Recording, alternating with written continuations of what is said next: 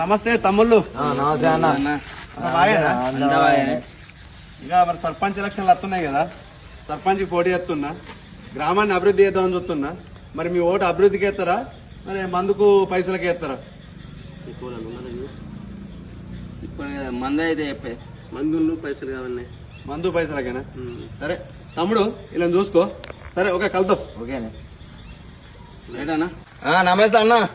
నమస్తే తమ్ముళ్ళు. అనుకున్నట్టే సర్పంచ్ అయినావు. ఇక నాదేమో తమ్ముళ్ళు, అంతా మీ సహకారంతోనే. మీరు లేకపోతే నేను ఎక్కడిది అన్నక మా వాడకట్టు రోడ్లు మంచిగా లేవే, మోర్లు మంచిగా లేవే. ఏంది అన్న? ఇదన్నా బోరింగ్ కూడా మంచిగా చెప్పి. మోర్లు మంచి లేవు, బోరింగ్ కూడా మంచి లేదా? చేద్దాం.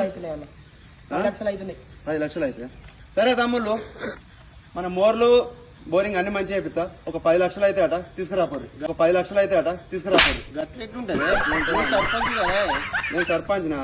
అంతకుముందే అడిగినా కదా తమ్ముళ్ళు మిమ్మల్ని, మీకు అభివృద్ధి కావన్నా, మందు కావన్నా, పైస కావాలన్నా. మీరు పైసా మంది అన్నారు కదా, ఇంకేంది? మీకు కావాల్సింది ఇచ్చిన, నేను కావాలన్నా మరి ఒక 10 లక్షలు తీసుకురాపోరు, చూద్దాం. ఏమైందన్న సర్పంచ్ ఇప్పుడు ఇట్లా మాట్లాడుతుండ్రు?